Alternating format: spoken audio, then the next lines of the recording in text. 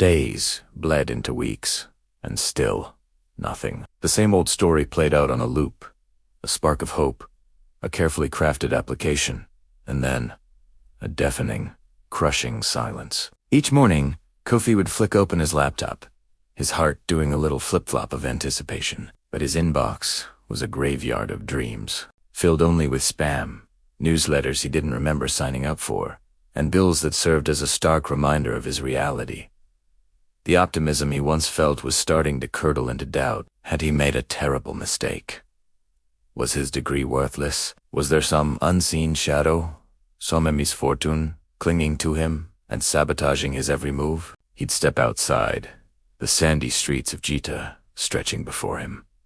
Life was happening all around. He saw the fishermen, their hands deftly mending nets, a rhythm born from generations of experience. He watched the market traders, their voices rising and falling in the familiar dance of bargaining. Everyone, it seemed, had a purpose, a direction. They were all moving forward, while he felt stuck, like a boat anchored in the mud while the tide went out. The world was progressing, and he was just watching. The feeling was isolating, a heavy cloak he couldn't seem to shake off. One sweltering afternoon, the kind where the air is thick and heavy, Kofi found himself back at the little internet cafe. The slow whir of the ceiling fan did little to combat the heat. He was mindlessly scrolling through job portals, the familiar logos blurring together. His finger hovered over the refresh button, a mechanical habit more than a hopeful gesture. But then, something new popped up, a post from a firm called Excel Recruitment Agency. The ad was short, almost abrupt, but the words jumped off the screen. Immediate vacancies. Finance and admin roles, earn competitive salaries.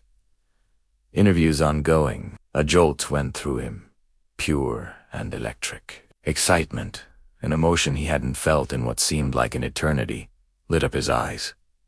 This was different. This wasn't a faceless online portal. It was a physical place, an agency. He quickly scribbled down the address and office in Accra.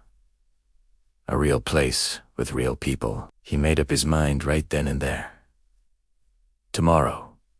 He would go tomorrow. As he stepped out of the dimly lit cafe and back into the blazing afternoon, the sun beat down on his shoulders like a physical weight, almost a warning. The heat was intense, suffocating. But for the first time in a long time, the hope burning inside him was even stronger. It was a tiny flame, flickering but fierce, and it was enough to propel him forward into the unknown. The journey to Accra would be long, but it felt like the first real step he'd taken in months. He didn't know what lay ahead, but he knew he had to try. He had to see if this was finally his chance. Thanks for watching our story unfold. What do you think Kofi will find in Accra? Let us know in the comments below, and don't forget to like and subscribe to follow his journey. We'll see you in the next part.